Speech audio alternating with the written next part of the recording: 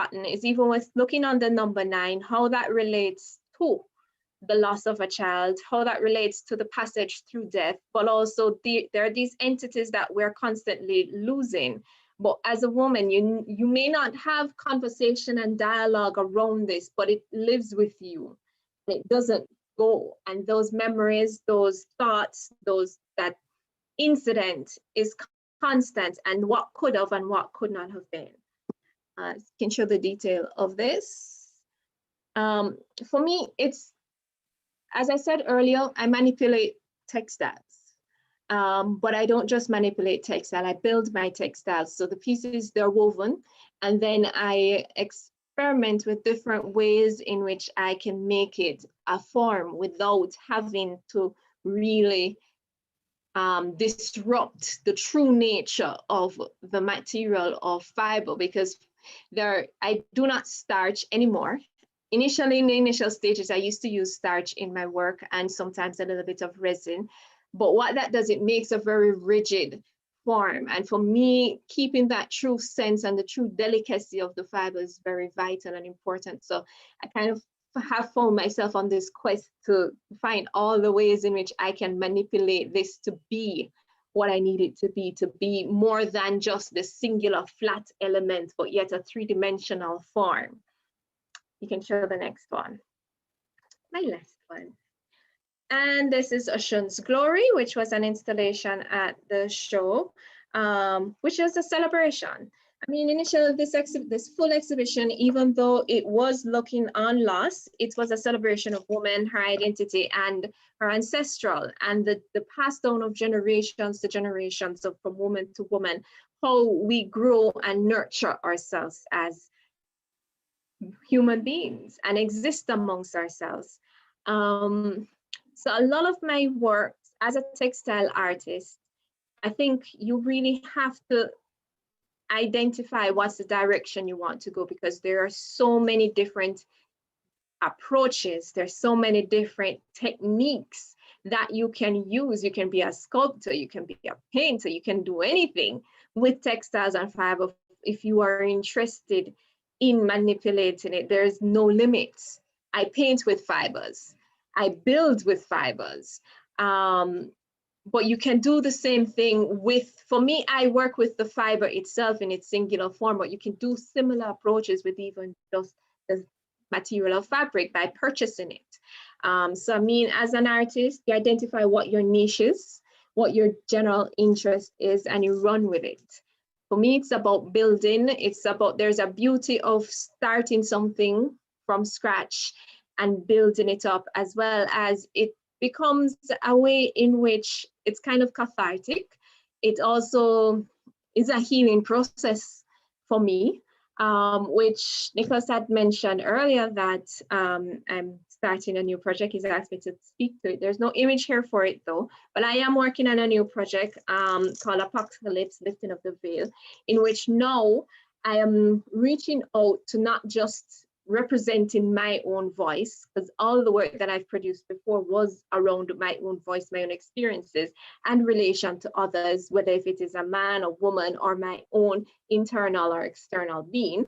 I am now reaching out to bring in other voices of other women who have experienced loss in some shape and form, in which you can actually find out more about that if you go to my website, which is Katrina Coombs, KatrinaCoombs.wordpress.com. You can, there's a whole section on the site dedicated to it. It will, yeah, so you can learn more about that. And you can also follow me on Insta, which is Duchess KC Fibers. Yeah, that's me. Thank you. Wonderful.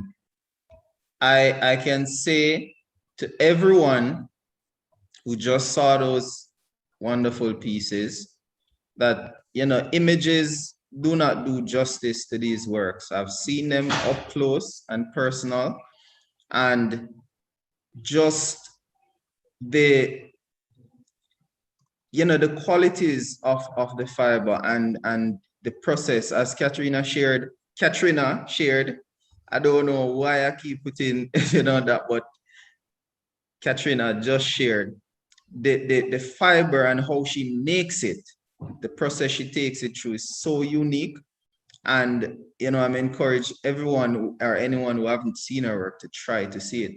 And the whole approach to getting, you know, the voices of women, I mean, especially what's happening in our country, you know, in recent times, we need to support our women. You'll see that Katrina work has feminism, you know, in it, and it is very meaningful. So I can't wait to see this project and to see where it goes. I'm gonna open the floor for questions. I'm looking in the chat and I haven't seen any. Please raise hand first, and we'll take 2 questions. And then we move on to a presentation by Mr. Gregory Sims, because this year for JCDC, entries will be done virtually. So you'll be going to the website and entering. Now, since entries opened the beginning of this month, there has been some challenges because this is a new thing. And since COVID, we have been exposed to a lot of new sort of encounters. So we want Mr. Sims to show or to demonstrate how entrants will enter the JCDC this year. So at the moment, we'll take 2 questions for Katrina.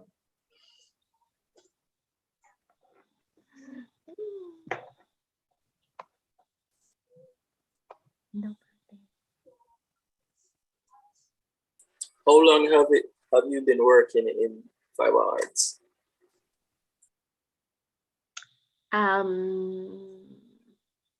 I started in high school. I don't know how long to say that is. Years. I'm thinking probably about 20 years of it, really. About 20 years, yeah. Yeah, starting out with macrame. And another question would be, how would aspiring artists, how long would it take them to get to your level with all the knowledge that if you were lecturing, how long somebody would get to your level if you're lecturing them? If I am lecturing them. All right, so that question, or at least the answer to that question, really depends on the person and their interest. Because you can get to that level in terms of the practice, in terms of the work, based upon your own interest, your own desire, and how much you are willing to dedicate to. It has taken me time to reach where I am, not only because of the work itself that I am doing, but also even with just attempting to make my mark on the art scene as an artist. Initially, it was a struggle because Texas and Fibo wasn't necessarily something that a gallery, a curator would just say, hey, come, let's put something in the gallery. But you have to be determined to do it. You have to be constant and consistent. That's one of my mottos with producing. I ensure that I am seen.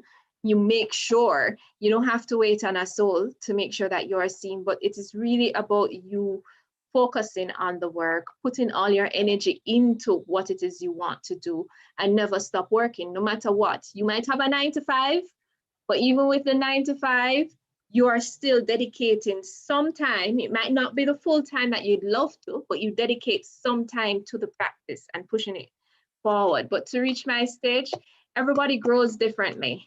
And under me, if I challenge you as a lecturer, because I do lecture at Enemani College, I will push you. If I see that you are capable, I will push you to the limits that I see that can possibly be there. But it's a matter of, are you able to go to that limit? So yeah, the true answer to that is determined by the person. Okay, thank you. I would have another question, but for time's sake, I was asking, do you see this translating into like another field? For example, I work in or studying also 3D and 3D animation, motion graphics. Do you think that it could translate into that field? It can translate into everything, anything. Okay. And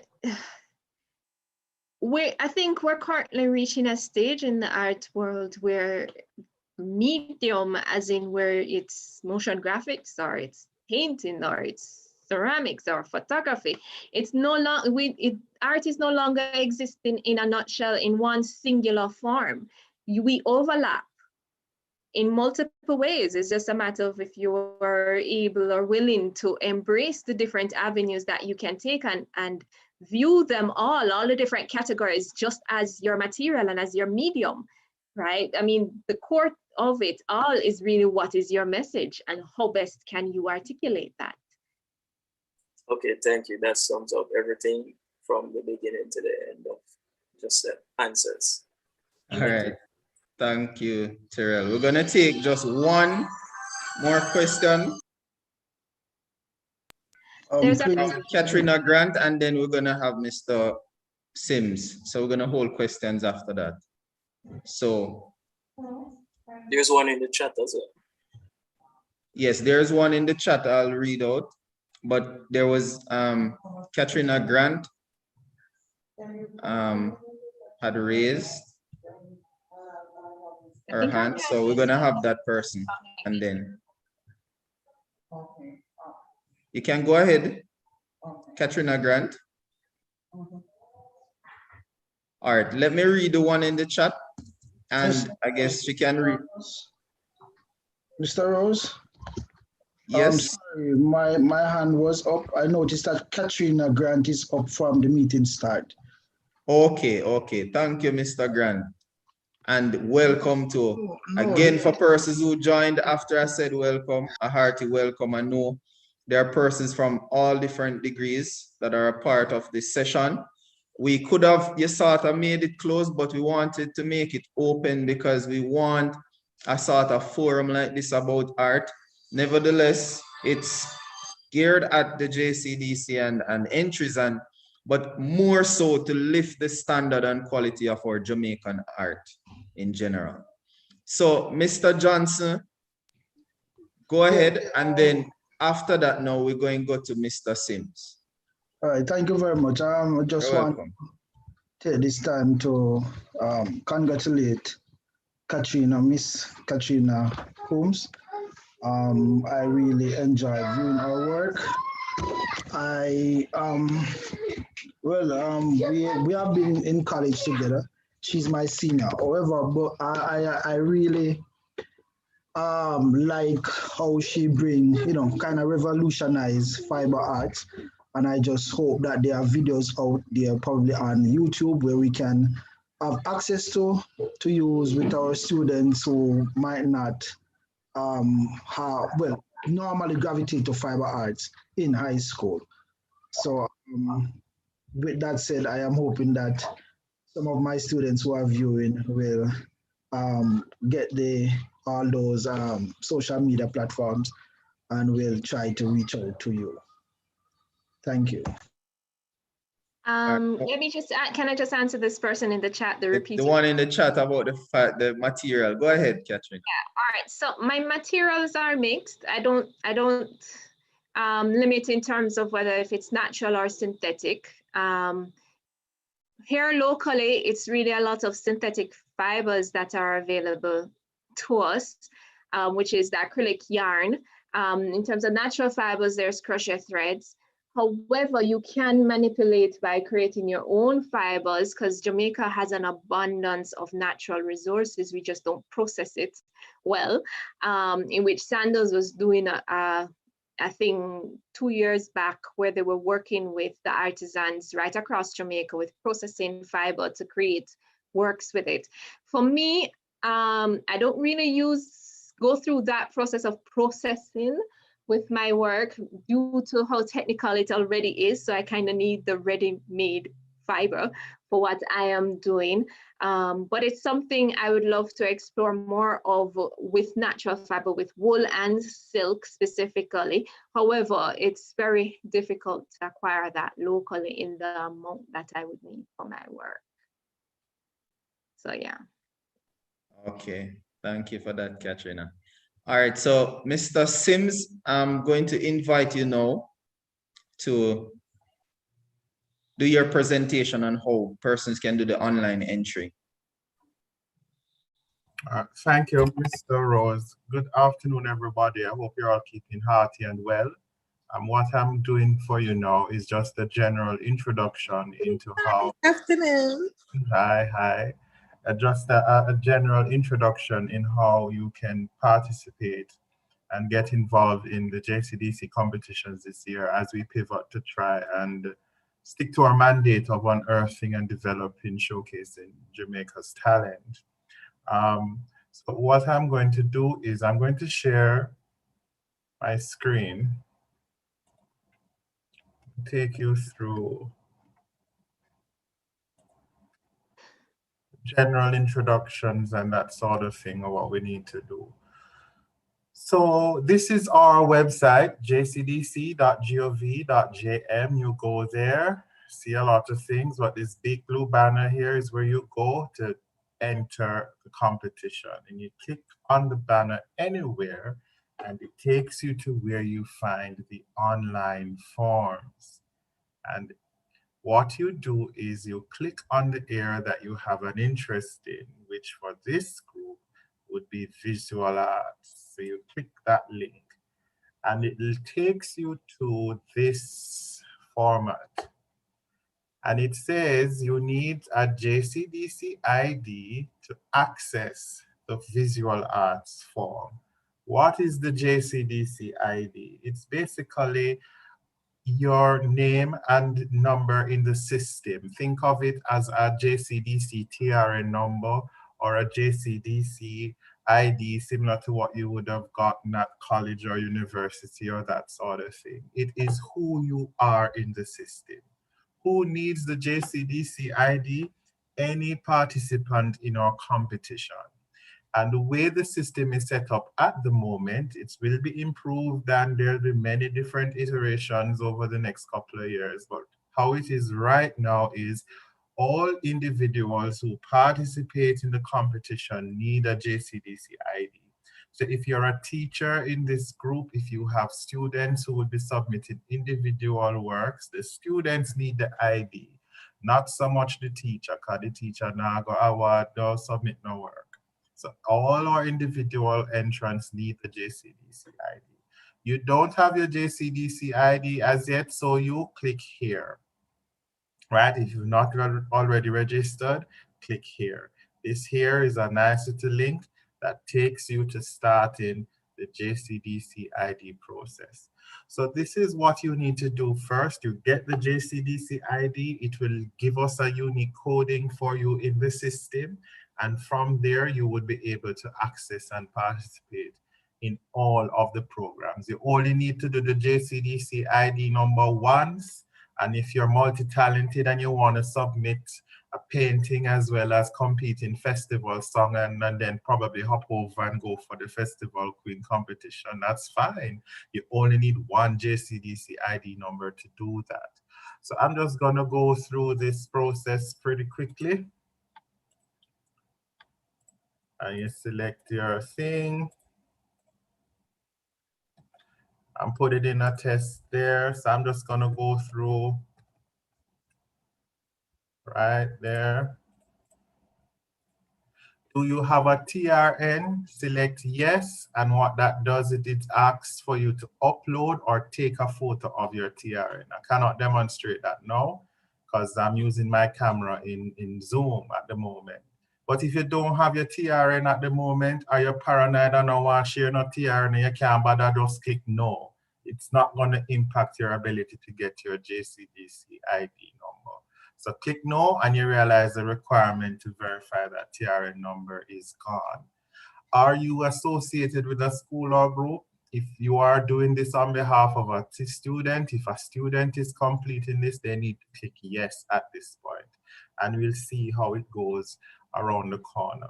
Choose an ID type. There are many ways to verify who you are and that you're not a duppy, that you're a valid human being. So you can select any one of these options, and then you would be asked to verify that information by submitting, uploading or taking a picture. Student with a birth certificate is for students who may not have any other, by student we mean under 18, who may not have any other ID. Hold up your birth certificate, smile for the camera, and take that picture and upload it. So I'm going to select none because that is just something that's right now. You need to get your JCDC ID. You don't want to go through the steps now of verifying who you are. Select none, and then we proceed with the information. So I'm going to put Matches Lane, my address. I come from St. James. It's a Matches Lane in St. James. Don't question me about it, right? Is my mailing address different from that? If me select yes, I have to put that in. If no, select no. Contact only your cell number is mandatory, right? And your email address is critical. So you just need to ensure that you input the email address twice. This is to verify accuracy. Because if you put it in and type in something wrong and something is missing, the confirmation and all the information that you need, including the JCDC ID and that sort of thing, is gonna go to that wrong email address. So we ask you to verify. You don't have to produce a secondary email, but it is there for you to put in as a backup. So I've already done some stuff here. So your emergency contact, anybody who needs to find you when something go wrong, we need a name and number. We don't need an email address necessarily. So the school or group, remember previously we asked if you're associated with a school or group, absolutely you click yes. So this option pops up. If you didn't, you would have said no. Of course, Cornwall College, and my teacher is in the doll. I don't know, just putting some random information there right now. And then I go to my next section. So is this your first time entering any of the JCDC festival competitions? I'm gonna say no. Yes or no, it doesn't matter. State how you would have heard about the competition. You can select multiple options that help us to verify who you are and how it would go. So this is an important question. Are you responsible for filling out this form? So if you're a teacher getting the JCDC ID for a student, for example, your answer is no. And then from there, you would need to put in some information on how it is, whether you're a parent or a teacher, and you put that information in.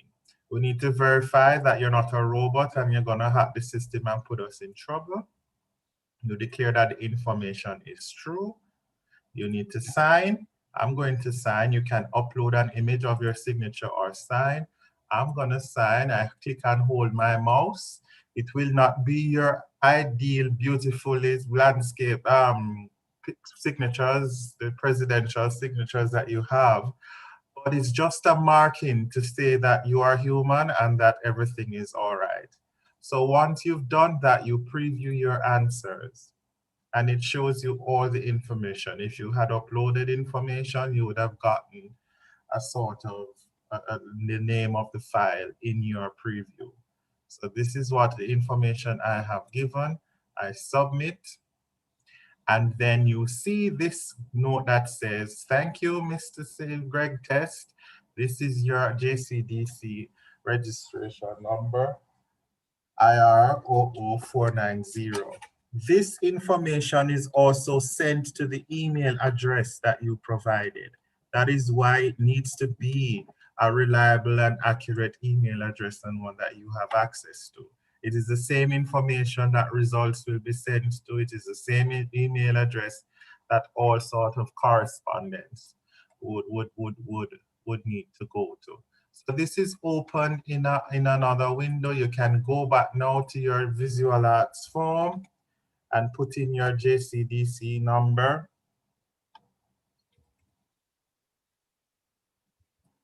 right?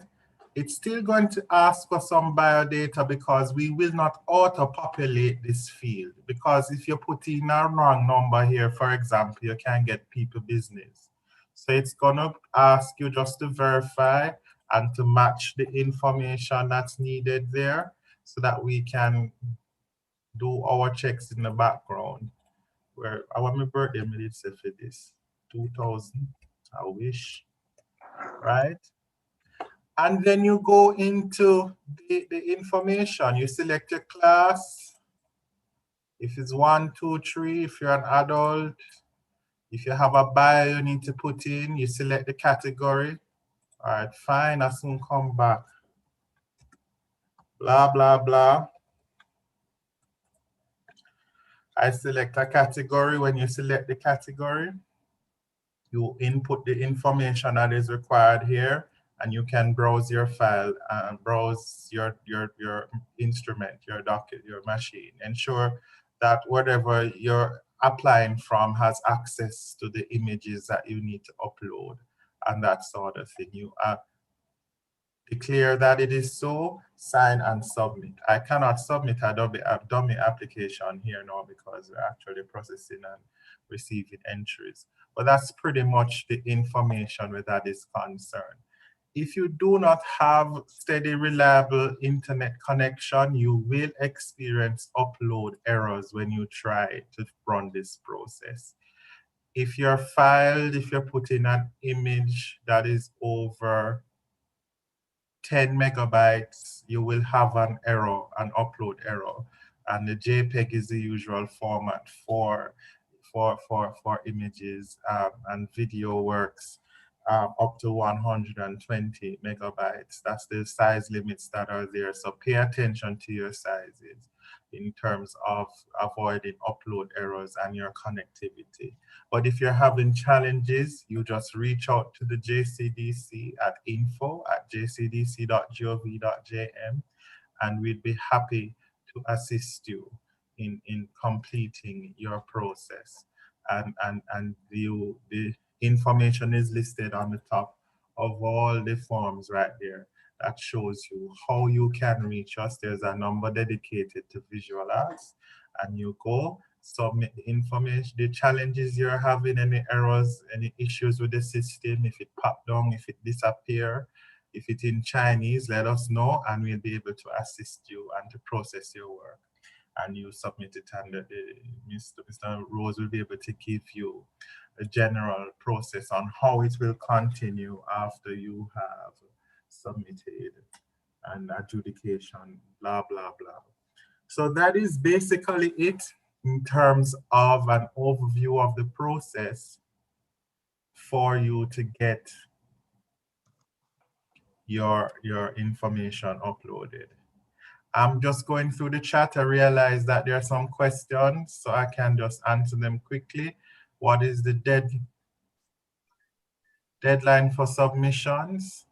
Visual Arts close on the 31st, Mr. Rose? That's correct, Mr. Sims. 31st. Okay, good. So we need to May? get May 31. Correct. Yes. Is the JCDC a new requirement, or does past participants have it? It's a new requirement for this. So once you're entering the festival this year, you would need to get it. You don't need to have a JCDC number for previous entries, but we recommend that all our entrants get in and get a JCDC ID so that we can have you on our system. So can you put the link? Yes, it's our website, jcdc.gov.jm. You're gonna put it in the chat. Wonderful. Yes, I put it there. That's our website. Is it for students? I'm sorry, I think I skipped somebody. Good. How does one go about capturing an image of their work, especially if they have a phone with low quality? I'm sure Mr. Rose will address that and the support that can be offered to capture work. I don't believe this is exclusive to the adjudication, though. It's just to do that initial entry, right, Mr. Rose? There's a whole process to go with adjudication. He will explain all of that. But don't think that we're going to use a picture to adjudicate your work. It's just to complete the entry process. Osborne Store Primary. Okay, hi, how you do? No, it's not for students only, it's for any entrant. So if teachers are submitting this for students, you're putting in the students' information. The teacher may not necessarily be a participant in the competition, but you are responsible for a group of entrants. So you need to ensure that all of them are duly registered. Can you enter with digital art? For sure. And if you have something that may not match the criteria here, we can receive it via email or drop it. We're very flexible. It's not a passport or visa application. So you're dealing with humans. You have a challenge, talk to it, and we'll work it out for you, right? And make sure that everything go well. If you are a student, do you have to be linked to your school? No, you can enter by yourself. Your mother can say you need to enter that painting, but your visual arts teacher said, no, you're doing drawing. Enter the two of them. No problem, but your teacher will probably say, where you go with that, the drawing can look like kuno muno. Possible extension, for sure, we can discuss that, especially for programs like these now. What is happening here? Are we hacked? Somebody's sharing the screen. I need to stop sharing. So who is sharing, or have we been hacked?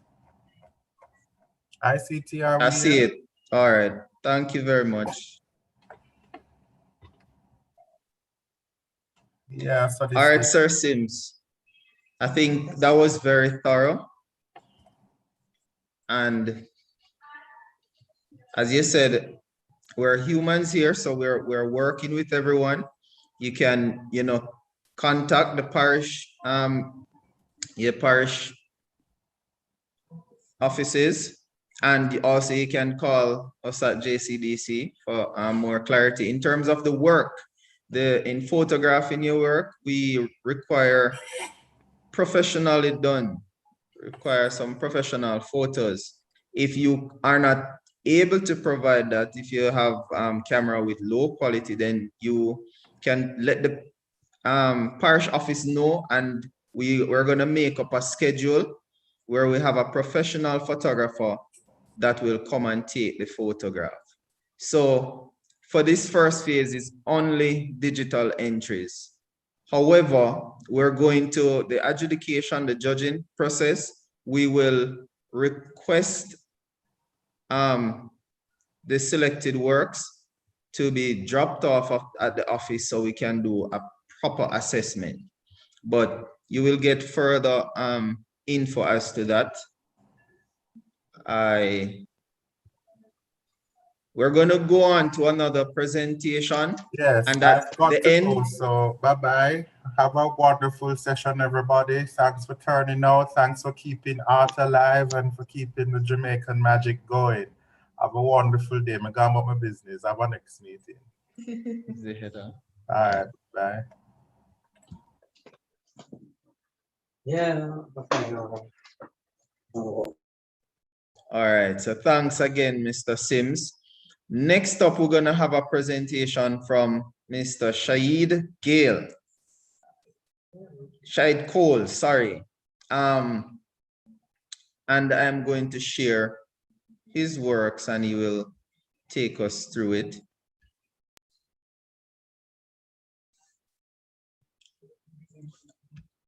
He'll be presenting on sculpture, and you'll see different forms of sculpture, including ceramics. We want everyone to pretty much get an opportunity to enter all of these different areas that the JCDC has to offer. I'm going to read a short bio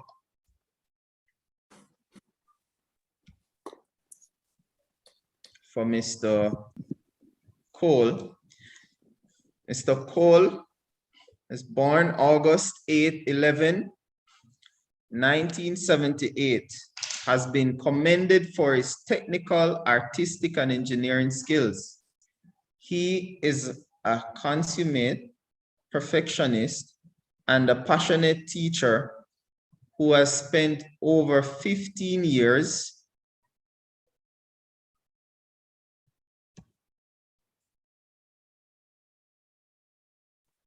just a moment.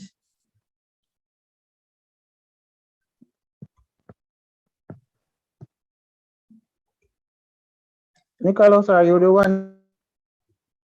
Yes, I'm rectifying that. So about Mr. Yes, sorry about that. We are gonna go back on track now. Good.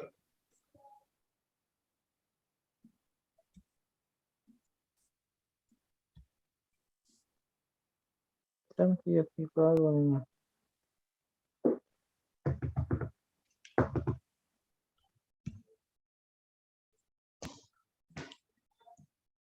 All right, so Mr. Gale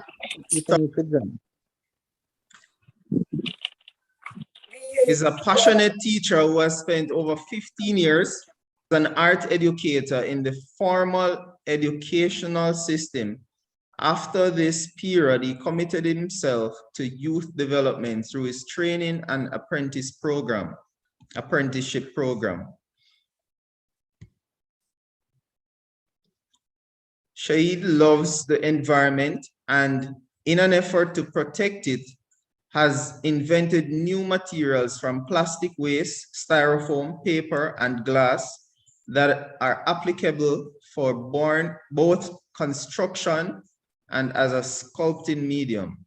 A sculptural engineer and environmentalist at heart, he works to develop a market a number of industries through the utilization of recyclable materials. He is of the profound belief that his talent should be used for nation building and social upliftment.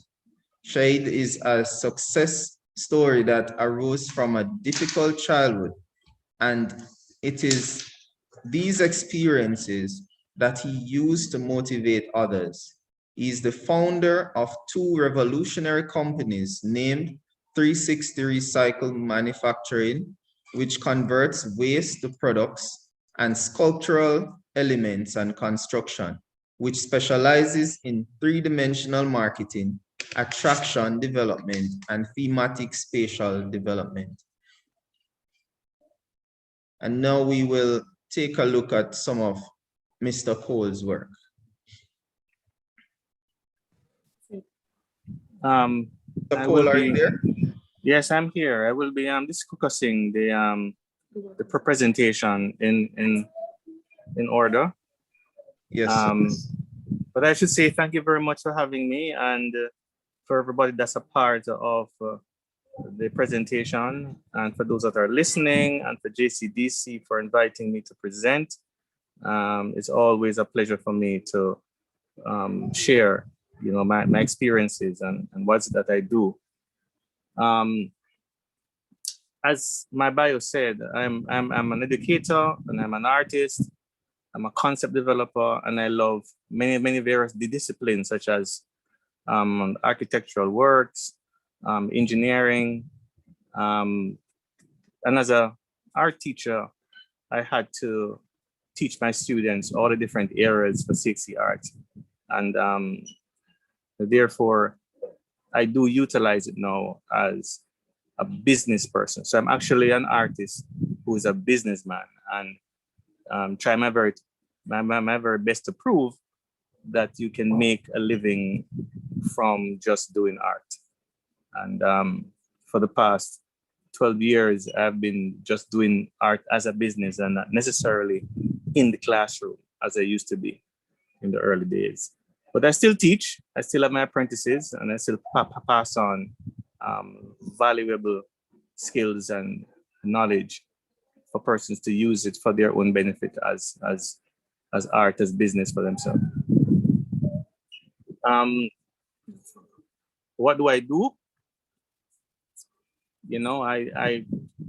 I do sculptures for various industries. And well, throughout the slide, you'll see exactly what I do. So could you go to the next slide, please? So fine arts is one of the areas that I focus on as well. This is really a lot of my personal pieces, where great amount of concept development goes into. This piece is called Miss Jamaica, which I'm really showing the natural environment, the geological environments in Jamaica. Within a beautiful woman. And as you can see, the base of her is actually the map of Jamaica and all that Jamaica has to produce. So this is one of my favorite pieces. Next slide. This sculpture I call Many Moods. So this is the Rasta is a big part of our culture. And, I always try to highlight the heritage and culture. That's really, I believe, is my mission. I am a realist. Most of my work has some level of photorealism to it. I've always been doing that as a child. I've always been copying drawings from magazines and newspapers and so forth. So most of my work actually showcases real objects and real individuals, be it from nature or otherwise. So this is actually a concept that's showing the various expressions that a person, a Rasta, might go through for various reasons. One might be under the influence, another might be entertaining and really into his soul, and the next one could be in a meditative mode. Next. This is one of my early pieces at the end of my college years. It's called Mother of Time. And that school was DMI University. So as a student, that's where I really got introduced to sculpture. I never knew it before that point. So I really thank the Michael for actually giving me the experience that actually have launched my career today. And metal was actually one of the main materials I worked with in the early days. And I love lines. So this piece amplifies my interest. Next. This is called Pollinate in the Future. I started a sculpture park at the Michael University. And these are two boys who are being, for me, the Michael has trained a lot of individuals that have spread all over the world. And in essence, they're actually like pollination, and they're giving their influence to young people and building nations and being significant individuals that create impact in their environment. So this is a piece that symbolizes that. Next. This is in the area of assemblage, as I use found objects. In this case, it is actually car parts to create a sculpture that I call the ironic, and is really playing on that pun, which is ironic that the things that we throw away and can actually still be useful, but also the fact that robotics may actually one day be the rope that is tied around our necks. Next. This is also a piece called Reach. Continue. Ceramics is an area that I loved also in the what I started out with, and these are actually forms that's made from symbolizing organs. The heart was something that I was focused on, and this concept was, the objects actually came to life through researching and using the heart as a symbol. So the piece has a lot of interior networking and connections. So this is how this piece actually came alive, or these pieces. Commercial works now.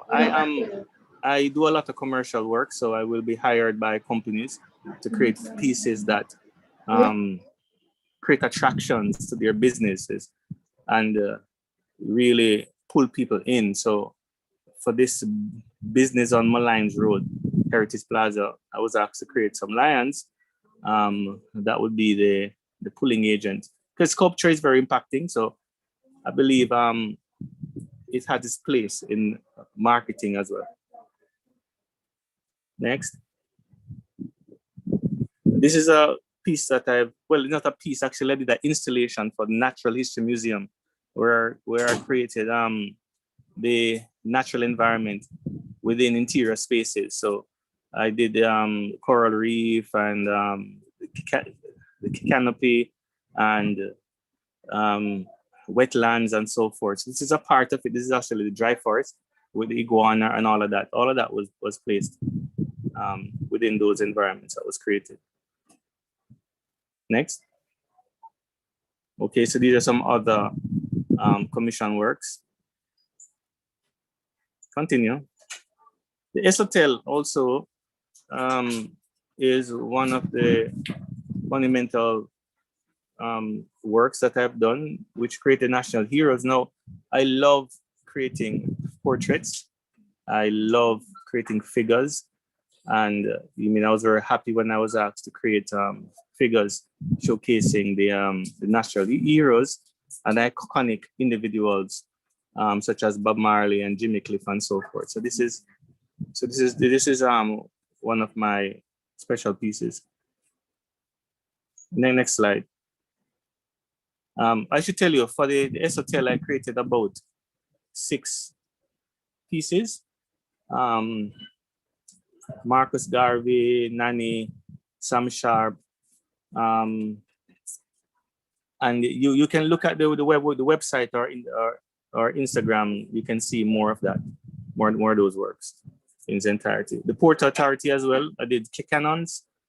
So the matter of fact, once you can sculpt, there's nothing that is impossible for you to create in this natural world. So I will discuss more about my process as we progress. Continue.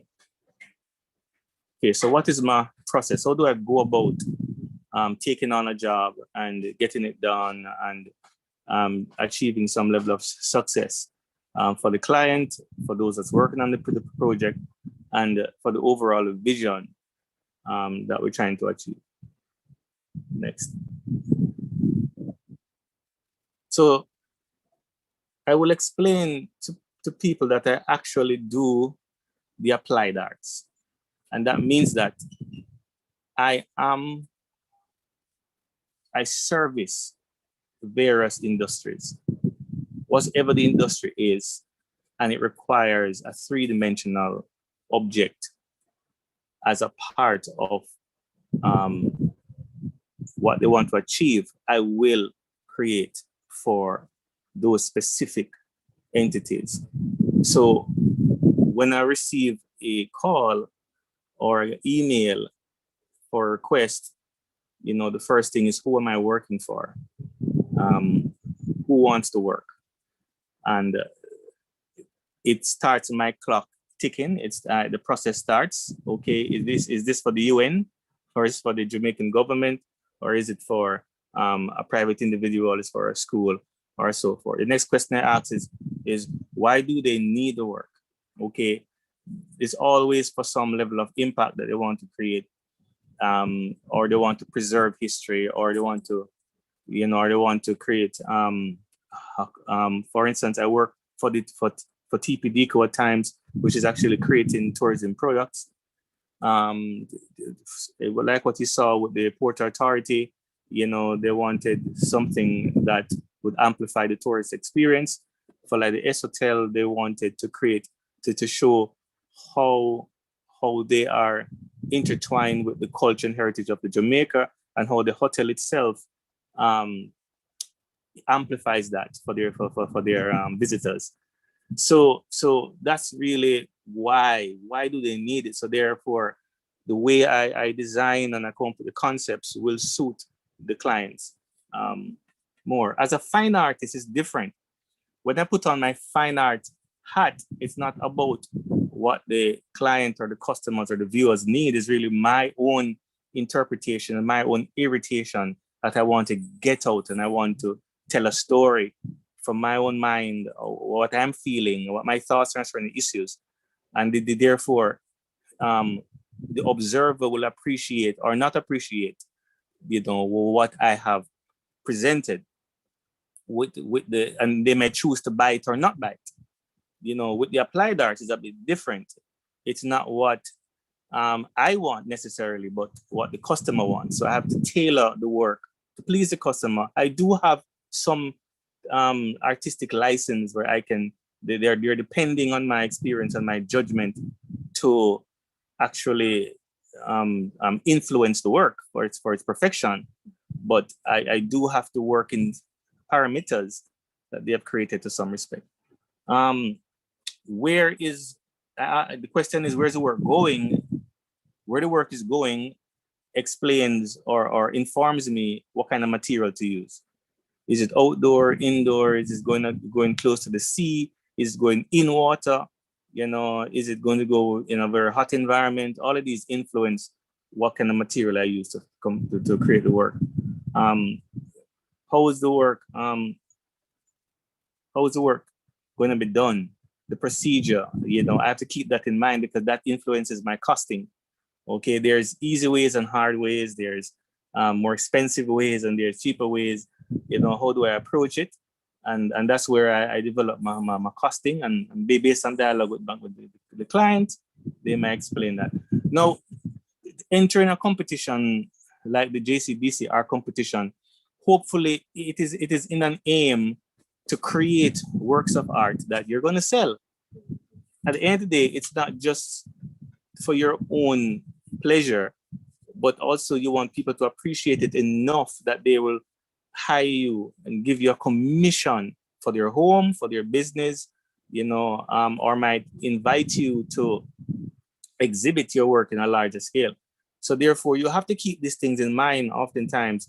Who are you pleasing? Who's the work for? What kind of audience is it going for? Where is it going to go? Yes, I have to think about the space that's going to go into. Is it large, is it small? All of these, kind of inform you in how to create your work. How are you going to transport the work? Is it going overseas? What about the weight issue? You have to keep all those things in mind when you're creating now. So, okay, you have garnered some level of notoriety, and you need now to start pleasing your various connoisseurs, customers, and so forth. Next. Now, as a teacher, I always taught my students the DMI approach. This is an approach that I created, in the classroom when I was teaching CXC art. The best way to learn to sculpt or to learn to draw, is to start by duplication. That means you just copy other works that is out there, to try to capture the technique before you create your own. And also the next step would be to, okay, I know how to copy now. How can I change things? How can I add or subtract to modify the work so it becomes more unique, And then the next step is pure imagination. Therefore, I'm going to dismantle, Sammy, the previous works. I'm going to take my references and I'm going to cut it up into pieces. I'm going to scope into minute area, selected area. You won't see the entire work anymore. It will be completely new. It's going to be a rebirth of all that you have absorbed, all the references you have seen, all the modifications that you have seen other artists have done, and so forth. And then now you go into, okay, you close your eyes and you get into your element and something new will come. That's pure imagination. And therefore, that's when you get really into the zone where all your experiences culminate to that one moment, like one sprint that, creates something musical. Now, the DMI approach in regards to now business and doing art as a business, that's also something that I teach. To start doing your art as a business, you got to first consider what's already out there. For instance, I started a company called 360 Recycle Manufacturing, where I utilized my sculpting skills to create flower pots, and therefore I created faces and animals and parts of nature, rocks and tree stumps and so forth. And it's really sculpting, but then it brought a unique niche to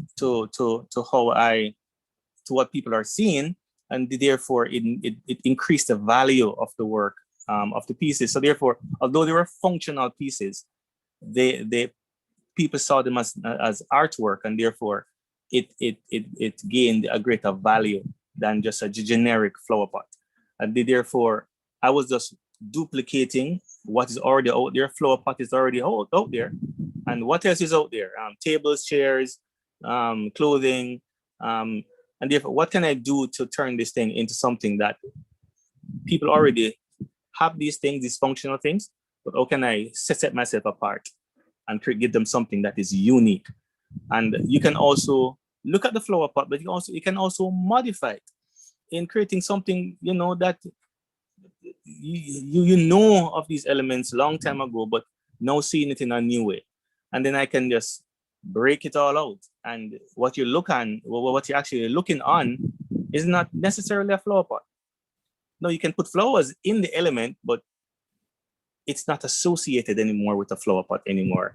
It's actually an installation that people can appreciate as an artwork, but with flowers. I hope you understand what I'm saying. Yes, there are different levels to your level of expression in how you express an artwork. And therefore, you got to know who your client is, who you're working with, what's the purpose, where it's going, and so forth. All of those things inform you in how to actually create a sculpture for the markets that you hope to enter into. No, that's really it. I can go into a longer, deeper, intense presentation, but for this purpose, if you're creating, think about the kind of impact that you want to create. That's going to be judged against other artists. So therefore, it has to be unique. It's that unique element that people are looking for that is a new taste. Cole, I think you have presented, from a teacher standpoint. I don't even see much question in the chat because you have done a comprehensive presentation, sharing about the process, sharing about the economics of art. And I think a lot of persons are quite familiar with your work. There are some persons, making comments and commending you, and would have seen your media broadcast with the recycled artworks. And I think everyone need to go and check out your website and so on to see what you were talking about, the flower pot. I'm familiar with those works, but we encourage everyone to check them out. We're going to see the other presenters' works, and then maybe at the end we can answer some of the questions, because I see where a lot of the questions are a bit general and not so specific to each presenter. But that was an excellent presentation, Mr. Cole. And again, we're very glad for having you. I think by now, everyone who is a part of this session and who will watch it, because it will be streamed, also will know that the works that are shared here this afternoon by these wonderful presenters are actually works that are of a global standard and can represent Jamaica, anywhere in the world. And I know most of these artists, as you have heard in the bios, and you will hear from the other two, have been, touring and representing Jamaica in all walks of the world. So thank you again, Mr. Cole. And thank you as well. Take care. Yes, we're going to have next Miss Donette Zaka, which a lot of persons will know and will be representing for photography and graphics and or digital arts. As some persons ask about that. And as I said, to the end, I will answer some of those general questions. So I'm gonna do a brief intro for those who aren't aware of, you know, some of the background of Ms. Zaka. So the full name is Ms. Donnet Ingrid Zaka, and she holds an MFA, a Silver Musgrave Medal, and is known for her excellent photographs illustrating the vibrant Jamaican landscape, exuberant local culture, and the intriguing heritage of her island home, Jamaica. With her vested interest and unstoppable determination, Ms. Zaka founded and chaired the Jamaica Photography Society in March 2017 in an effort to continue her support for building and establishing the art form among all those with enthusiasm. This was done after her retirement from lecturing at the Edna Manley College of the Visual and Performing Arts. We could go on and on about Ms. Zaka's bio, but we're going to go into the work. And as I said, I'm going to encourage everyone to go and look up these artists, use up the Google, and you will find more info. And hopefully when we have more sessions, we can go more in depth. But for right now, we want to pretty much allow everybody to see all the areas that the JCDC is offering for persons to enter. We want to see all of these areas being shown within these artworks that are shared this afternoon. So we're gonna now look at some of Ms. Zaka's work. Before we look at the work, can I just read a little something that I prepared here? Yes, Ms. Zaka. Sorry about that. I remember you said that. Go ahead. Good afternoon, everyone, students alike, lecturers, enthusiasts. Because I am so old and I've been in the business for such a long time, I want to tell you a little bit more than about myself. I have been involved with the JCDC photographic competition since the mid-80s. So I want you students to understand that JCDC has been around for a little while. All right. My first award was a mere merit. It was nevertheless good enough to put me in the public's eye. So the mandate of the JCDC is really to pull you out of where you are. It is to unearth the Jamaican art and culture. And we're starting with you. Persons in primary school, persons in high schools and colleges. This is where we're starting. And this is before we get to the business of it. This is just pulling you out. It is therefore safe to say that my career started with the help of the JCDC. The more medals I won, the more popular my photography became, and the more in demand my work was. So it is very good, or it is a very good idea to have your work out there for people to see. I entered the JCDC annual competition up to year 2000, when I won most of the awards for photography. It gave me the added advantage of being on TV and in the newspaper. What more exposure could I ask for? So a lot of persons will want to do big things, and I love Mr. Cole's idea. But before we get to there, don't fool yourselves. You need to be showing what you can do. People need to have access to your work. People need to understand how you see art and how you create art. The following year, I was invited to sit on the Visual Arts Committee to help and suggest ways in which visual arts would continue to excel The committee was loaded with brilliant and creative minds. So we need people with ideas to help, to showcase, and this is what we are doing, and this is why we are here. We were organized and assisted by the then visual arts development specialist, Mrs. Sana Rose Savage. At this time, the frequency in which our activities were carefully documented, it gave rise to a magazine. And that is very good that the JCDC can pull together the ideas of students in schools, put the works together so more people can see them. The Jamaica-made visual arts publication provided information on artists, exhibitions, competitions, traveling shows, workshops, and a wide collection of art. It is very important that you also, or that we share the art of others. Manchester need to go to St. James. St. James need to come to Kingston. We need to see what we're all doing, and we need to work out how we can improve on every little drop of information we have.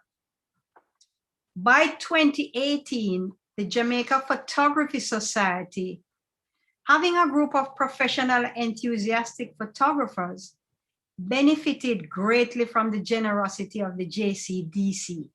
So then the JCDC really served a purpose.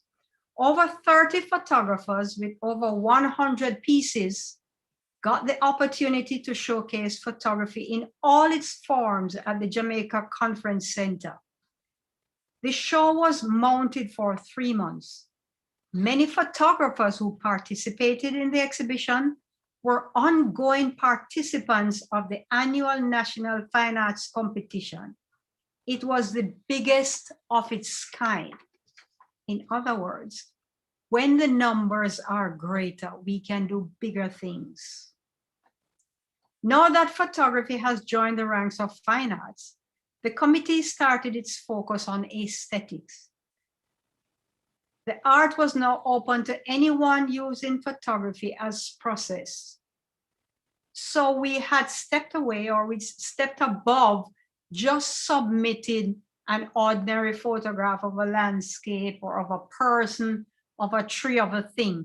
We had stepped away from that a little bit, and we moved into artistic presentations.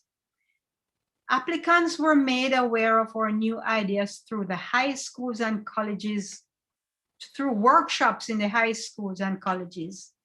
Our residencies helped tremendously with exposing teachers in high schools all over the island.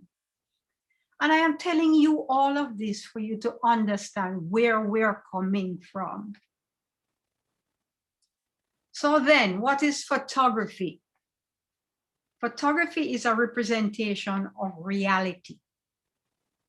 It is a visual element that offers documents of journalism, art, portraits, landscapes, and stills. A good, workable, satisfactory photograph employs the use of light, colors, composition, and drama uniquely put together. In other words, you're free to create whatever you want these days. Today, photography has joined the ranks of artistic expressions. Photographies can be constructed from the imagination and assembled to be just the way imagined. Digital images are flexible and offer a vast latitude for manipulation, and you've heard that many times already.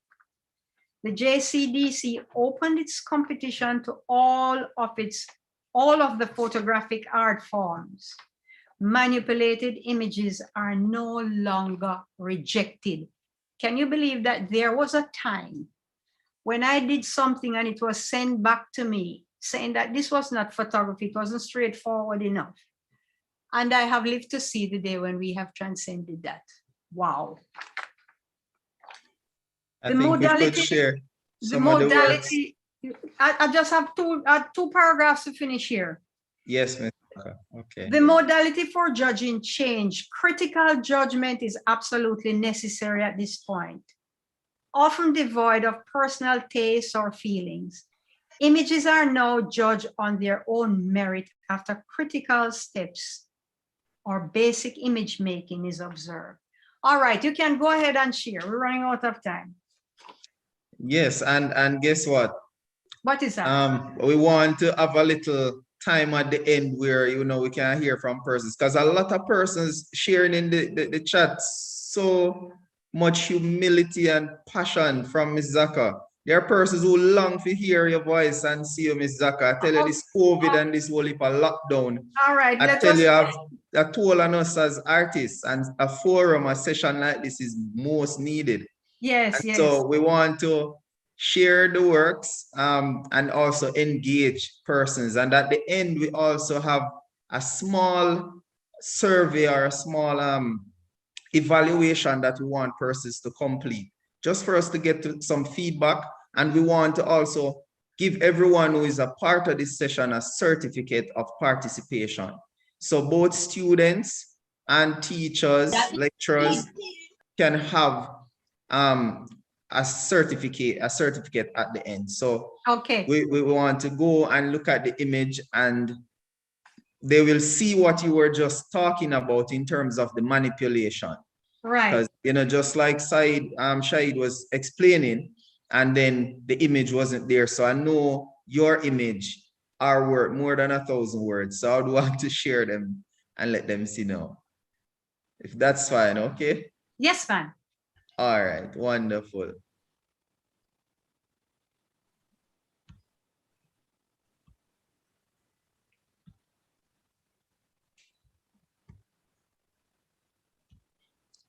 All right, so here we go. Okay. Image number one. When COVID, this is called COVID downtown. When COVID just started, it was a little bit of madness because nobody really understood what was happening. And I thought downtown spoke vividly to the madness of COVID. People couldn't decide how to wear a mask, when to wear a mask, how, you know, just where should I wear a mask?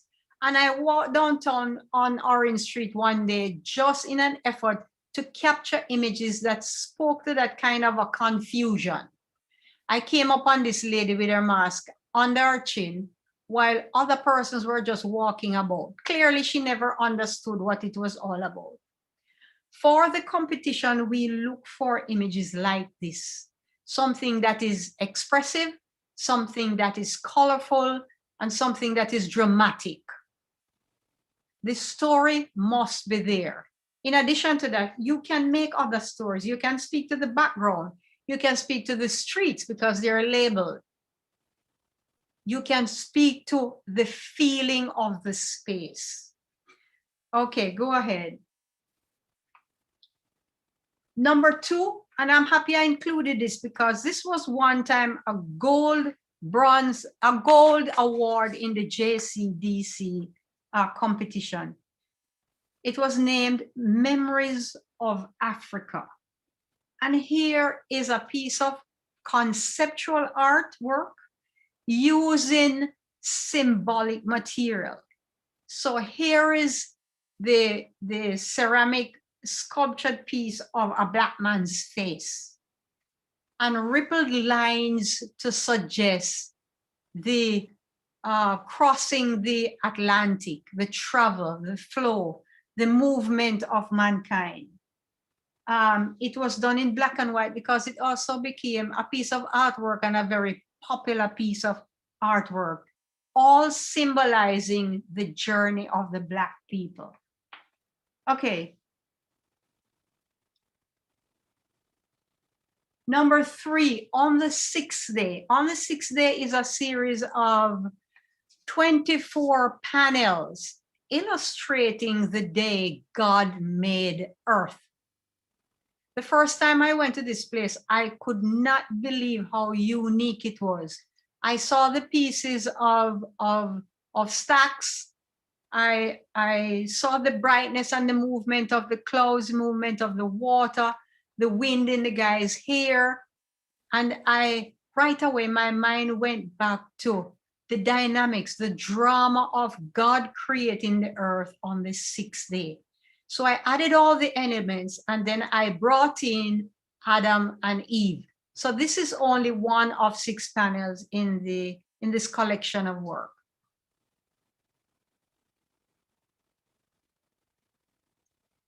Another piece from the series, Africa.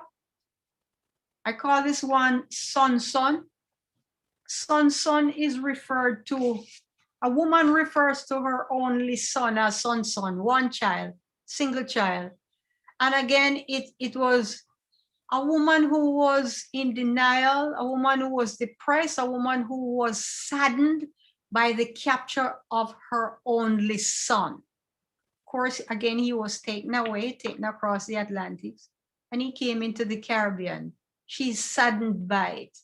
It's the lines representing the mesh of the fisherman is suggesting here, or is symbolic of capture, of being arrested and taken.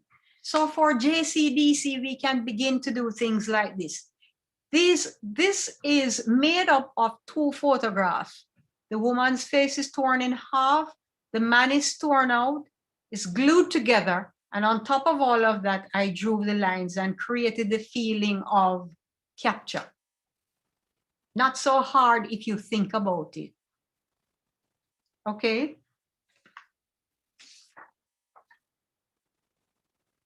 I will heal. I did this one in reverence. And this became a piece of art since the riots in America and the Black Lives Matter stories and upheaval. I enjoyed doing this kind of art because it also brought out my passion for poetry. I had to think about it, and I had to find an image that appropriately expressed the woes of the Black man at this time. So we can do anything like this now. This is partially photography with graphics included. And of course, there is the editing to write on the image. Wonderful. So, Ms. Zaka, wonderful. Thanks for pitching that part. We have added that element or that option to the JCDC this year. So most of the options were, as you'd have heard before, more traditional, the painting, drawing, sculpture, etc. But we are going towards digital arts more and more. In the past, I think there had been some video art included, and photography has been around for some time, but we're now including graphic design, and entrants can enter a poster that embodies Jamaica or a theme. And in the future, we hope to offer more. So that is a very good point, to be able to add text to your photography, and also to make it using your photo or as an image to now create a poster to tell a story. Right. So that is that option there. And that was the last one for Ms. Zaka. That those images, as I said, they were more than 1,000 words. Thank you. We are going to we have one question, and then we're going to go to our next presenter. So the question is,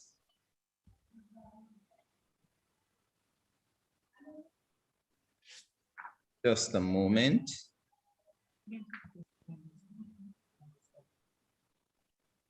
It wasn't. Oh. Do you need to have a special camera? Do you need to have a special camera? No, you don't. No, not at all. You don't need to have a special camera. As a matter of fact, some images you don't even need to take them yourself. You can use your phone. If you can get a decent print from an image from your phone, you can always manipulate that. You don't need to put yourself And high school students don't need to put themselves in added Expense. expense to acquire a camera. You can use whatever simple medium you have. What you have, that's correct. So the other question, there was a question before that. If Photoshop elements were used, for example, altering the background of an image, would that still be allowed? Yes, it is accepted. Okay. It must be wonderful. tastefully and moderately done. You know what I mean? Wonderful. So you have Tastefully and moderately moderately done. done. Yes. All right. So as I said, we're going to move on to the next presenter to allow some time at the end to complete the survey or the evaluation, and also to allow for more questions and answer if needed. So the next presenter, Mr. Philip Thomas.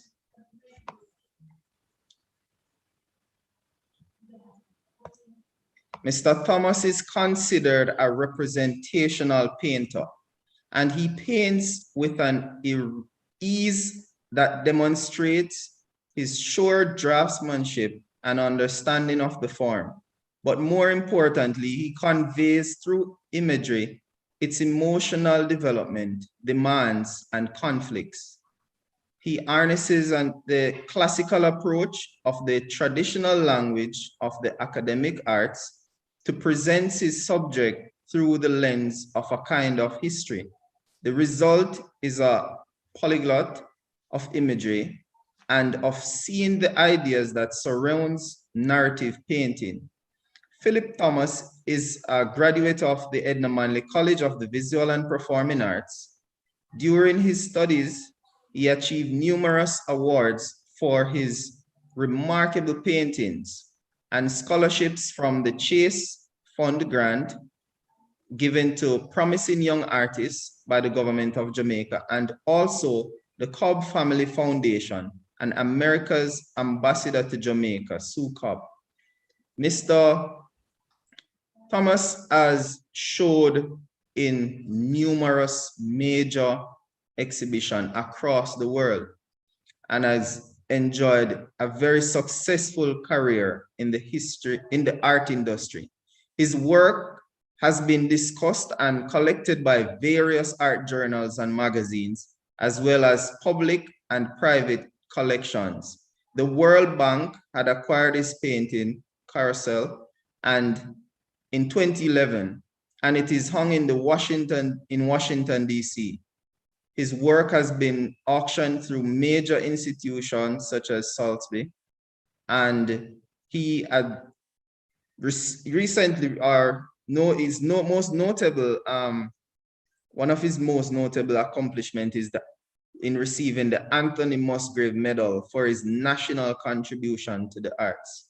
So trust me when I say Mr. Philip Thomas has made his name known and is still very active in the global art sphere.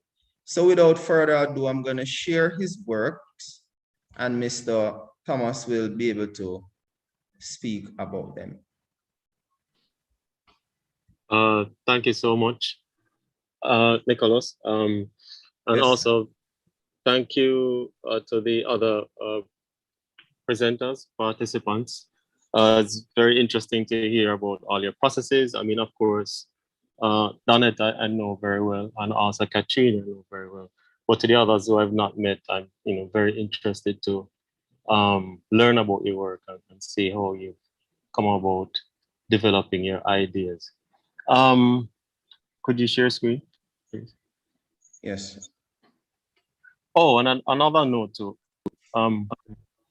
It's interesting to hear Donette talk about when she started participating in the JCDC, because many of you don't know that Donette was a teacher of mine at the Edna Manley College, and to see Nicholas Rose, who was a student of mine, hosting a very interesting presentation.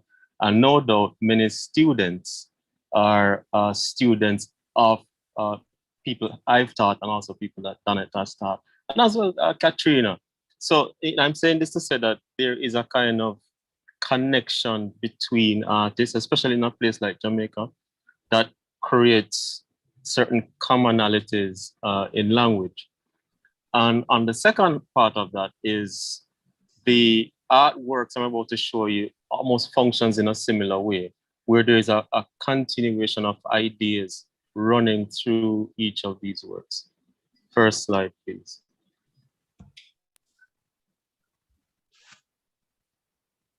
Could you zoom in a little bit? All right, thanks. That should work. Better. Good. Yes. Yeah. Okay. Thanks. So this really is the last painting I exhibited in an exhibition, also shared with Katrina. And the title of it is Vladimir and Estragon Contemplating State Violence in Jamaica. Now, I graduated from the Edna Manley College Division of Performing Arts in 2003, and around that time, there was a sort of upheaval around the state of police killings, especially in what we call the Brayton 7, which was the killing of 7 young men in Portmore, Brayton. And so my final year show was kind of centered around the idea of how the society interacts with law enforcement, right? And so from 2003 up until this last painting I presented, in a way, talks about how demography functions in Jamaican society and the ways in which different states interact with each of these demographies. Next slide, please.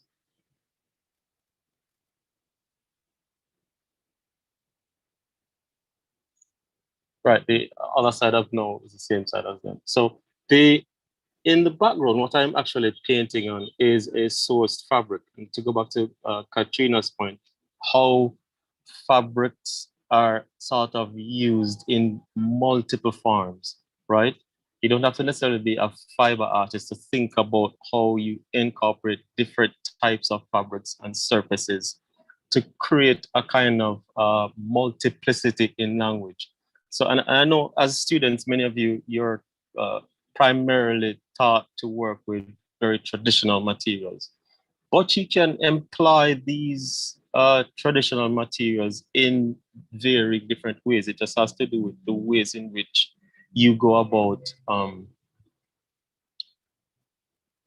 combining these materials. Next slide, please. Right. And so I did a series of what I call bullfighter paintings, using again the idea of power and violence and the ways in which the bullfighter sport is a kind of symbolism, going back to the way we interact with different fits of violence and the ideas of power. And again, in this image, I'm now mimicking a kind of fabric. If you could zoom into the sort of stripe, almost wallpaper type of image, you know, all of that is hand painted. And it's a kind of crafting of a kind of upper middle class interior. So, and if you understand the sport of bullfighting, you understand it's an arena sport. So when you take something that happens in a sort of arena and place it in a kind of home decor interior, you're in a way commenting on the ways in which the almost personal social dynamics can operate at the national scale. Next slide, please.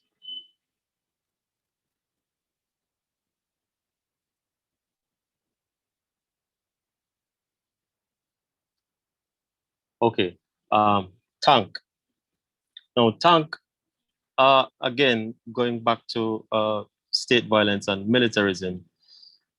During the First and Second World War, Jamaica in many ways have participated in these sort of global endeavors. And one of the things that's missing, especially in our history and the way we talk about our contribution as a people, is that we've, in a way, almost excised these very important turning points really in global history, and almost in a way cut out our own contributions. And many of the state changers, people that became politicians in the earlier years in Jamaican society, are a part of the military force that helped to shape the world that we live in today. And so one of the things I've always seemed to go back to in my work is the ways in which we appreciate the things that we've done on a global scale. Now, we have to understand that Jamaica is a tourist destination. And what comes with that often is this concept of what we know as brand Jamaica, right? Now, brand Jamaica, in a way, creates a kind of limited idea about what it is that Jamaican culture should or ought to be. And so what I seek to do in my work is to try and broaden as much as I possibly can the aspects of what it means to be a Jamaican person in terms of the many things that we've participated in. One of the things that Nicholas Rose mentioned was when I received an award at for what was it, the Musgrave Medal. And while I was receiving that award, it's an award that's given to the arts and sciences. And at that ceremony, I learned of several Jamaicans who are scientists who are doing amazing things right across the planet that aren't a part of the local tapestry of what we consider to be identifiably Jamaican. You see what I mean? And so in a way, it was a weird thing to see these almost unsung heroes, people who are gods in their field of, childhood diseases and things like that, that are being celebrated in so many countries across the planet that we are right here in Jamaica unaware of. And so those are some of the things that these particular works were tackle the very concept of brand Jamaica is, one of the things that I'm interested in. Next slide, please.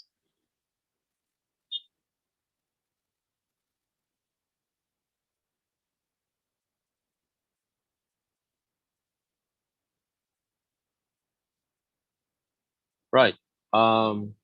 This is a portrait I did of George Sabel. Now, if you know the story of George Sabel, he was the man who built what we now call Devon House, right? And again, going back to our ideas about who or what brand Jamaica seem to highlight and what the average Jamaican male is in our psychology is something that in a way creates a singular narrative about what it means to be a Jamaican. So I decided to paint an idea separate and apart from the one that we've become used to. And people like George Stibbe was one of the people that in a way create this outlet for me to create a bunch of portraits. I did a whole series of portraits centered around different aspects of brand Jamaica. Next, is that the last one, Nicholas? Yes, sir, Philip. I think that's the last one. That's the last one. Well, yes.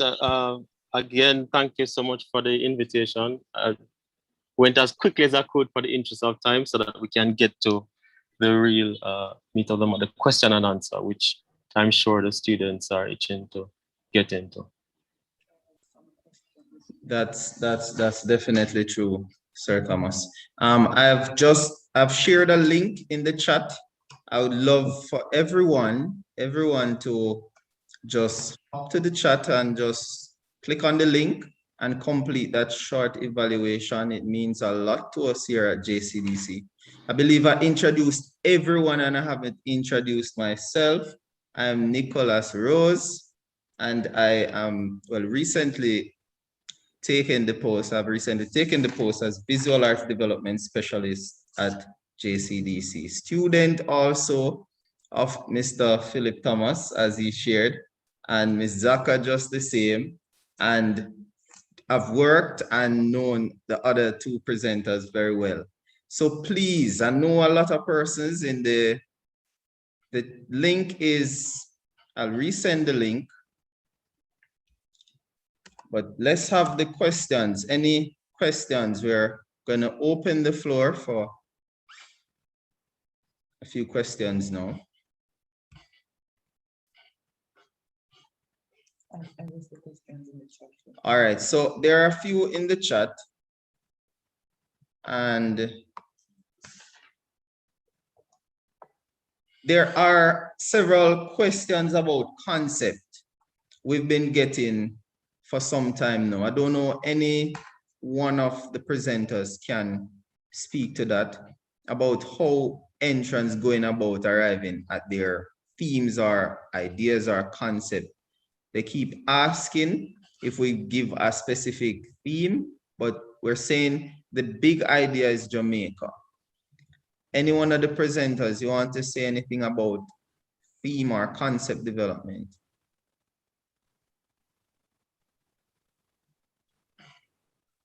Philip is best for that. Go ahead, Philip. Well, concept is a very interesting problem, and I find it that it's difficult when you live in a country that if, for instance, you're asked to produce a work of art to represent Jamaica, we automatically go to all the same symbolisms immediately. Why? Because, you know, we go to the hummingbird and we go to the Aki and we go to this sort of, we hit all the identifiable brands. And what that does is that creates a kind of specific language that makes it very difficult for you to find originality within this given language. And so I find a lot of high school students really struggle with this idea. And I want to start by saying it's not necessarily your fault that you're given this lexicon of image and language to use to draw from. But what I'd also like to say is for you to dig deeper and to try and find what it is about you as an individual in this space. So it's almost not just a query about what is Jamaican, but also a query about what it means to be Nicholas Rose, the Jamaican male. You understand? And for instance, Katrina said it earlier when she talked about how a lot of her work began in a very personal manner. And then that branched out to what it meant to be a woman. And then that's going to inevitably branch out to other things. So it's a kind of a interrogation of both the self as citizen and also the self as individual. And it's a kind of many artists sort of try and balance those two things, I find. So to answer the question about concept, that is one aspect of your work. And sometimes concept and content are things that kind of struggle against each other. And it depends on your strength as an artist. Sometimes people are better at selecting interesting content, but are a little weaker on the concept in how to execute those contents. And then you get the opposite.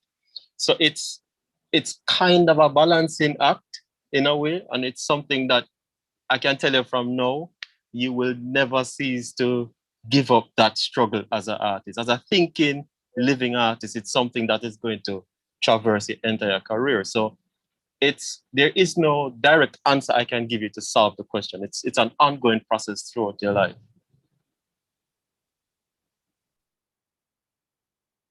I definitely agree with that, Philip. So for students, for practicing our adult artists, we all have that struggle.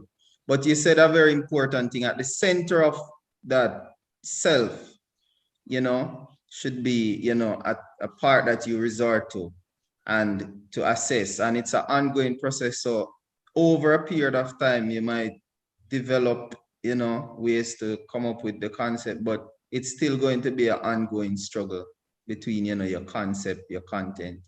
And that is true. So the main thing I want to say to, new entrants is just to embrace it and focus on your passion, your love for art and what it means to you. There are another question here about the age range. For this year JCDC, all persons are invited to enter, both youth and adult. So, and there also another category, which is a category for artists with special needs. So that is a new area. We want to cater for everyone, right? So please enter. In terms of students, the teachers are allowed. Well, I know there's a challenge there with students and teacher at the moment, being that schools are closed, but through whatever communication that you can help the students, but each of the student must have their own JCDC ID to enter. So that can take place. And of course, feel free to call us, go to the website just the same, and you'll get more info. So everyone is allowed to enter. And the number of pieces are also there in the handbook on the website.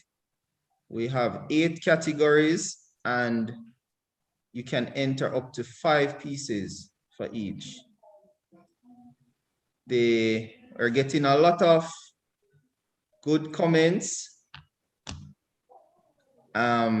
Just to say that all the presenters did well and the works are profound.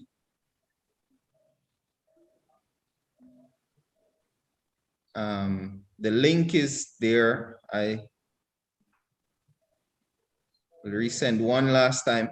We're on 6, can we go an extra 5 minutes? I'm a person who is very, want to stick to time, but I feel I want to give 3 to 5 minutes in case anybody else. I want to hear from all my presenters to probably say a word or two, or if any direct burning questions are there.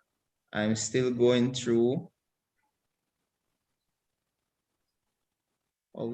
How do you use paints on canvas? Some of the questions you may have to call in because they're there in the handbook. So I'm going to implore everyone to read the handbook and call if there's anything you don't understand.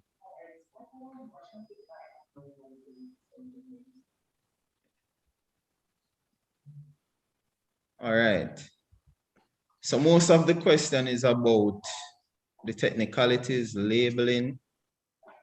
Well, I can probably address the last one you read out about the paints on canvas, because I find that the question might be it's a good question if the person asking it would complete the thought. And this is what I mean. Okay. What Katrina does and she said it again in her presentation, and it's a similar thing that Donette does, is that they're using the material with its own added qualities. That is to say, the fabrics and the fibers that Katrina used has the color embedded within it. And it is no different from me using, for instance, a tube of red paint. You can manipulate the imagery in such a way that, and this is what she meant by saying that she can paint with fiber. And in the same way, I remember learning darkroom techniques with Donette. And in a way, you learn how to manipulate surfaces using the chemicals in photography. And that is a kind of painting in a kind of way. A very interesting, I wish they would bring that back in, Donette. That last, I really wish they would bring back that last art. It's a very profound art to craft light in a very dark place. It's almost contradictory in a way. It's a very profound thing.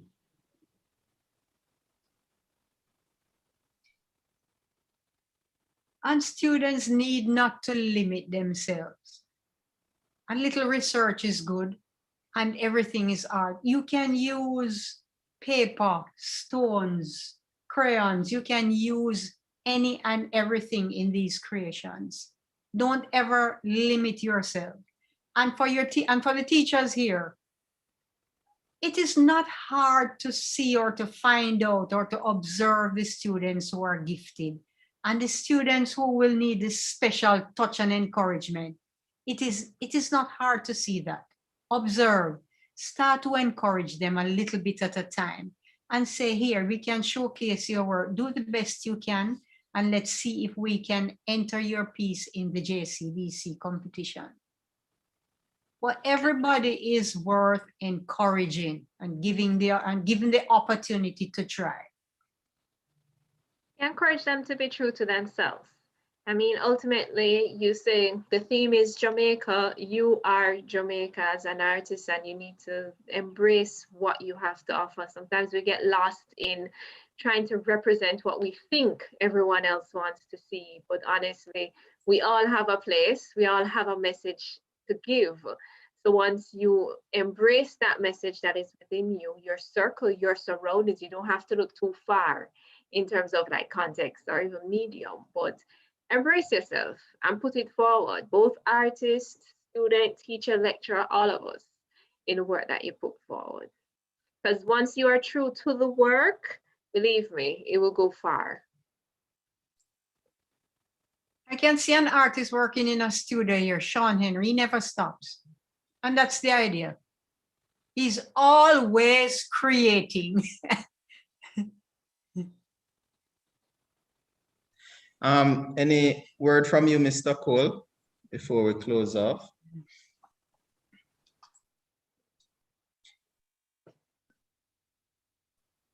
Well, I tell you, the experience, the more you widen your scope, it's easier for you to be creative.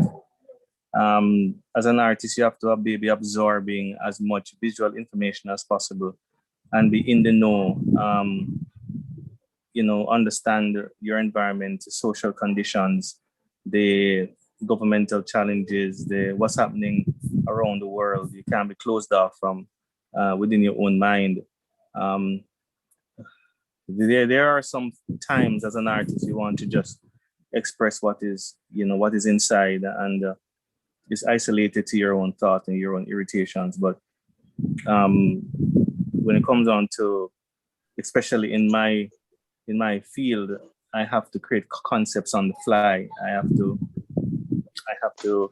come up with ideas for my clients in a matter of a moment, within a day, and then create those concepts in a painting or a drawing or a maquette and so forth to let them, buy into it. So it's definitely up the stream of how you develop concepts and the theme. You have to really just build your scope with as much information, be it visual or otherwise, so that creativity becomes easier, I should say. That's it.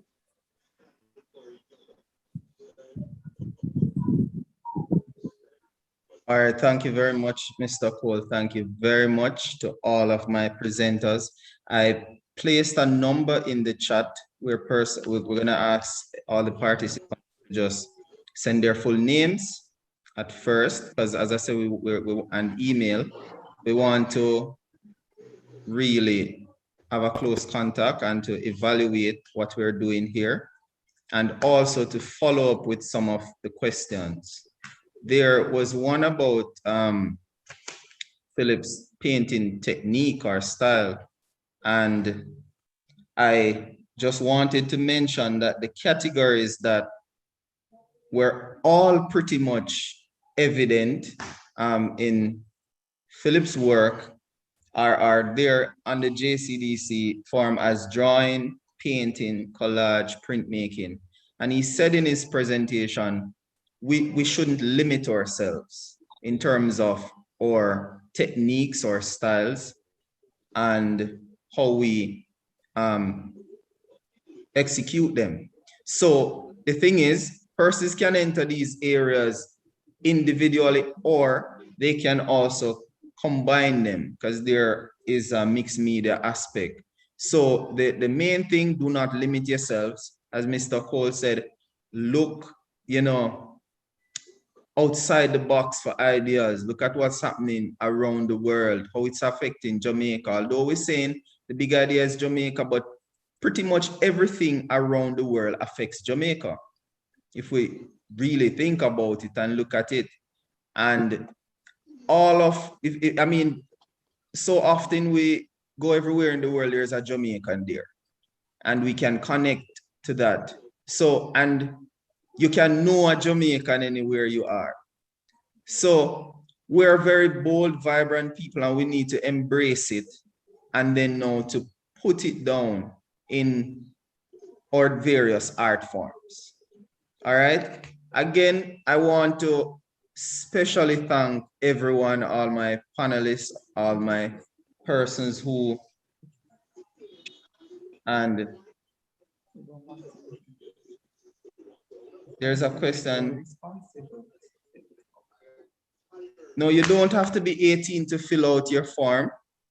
Once you're responsible, you can fill it out. If you're under 18 though, you should definitely have somebody supervising or share with your parent or guardian, but you are able to fill it out. In fact, the children are more savvy with technology nowadays, and just the same, adults can get assistance in filling out the entries. Again, you can call or visit your parish offices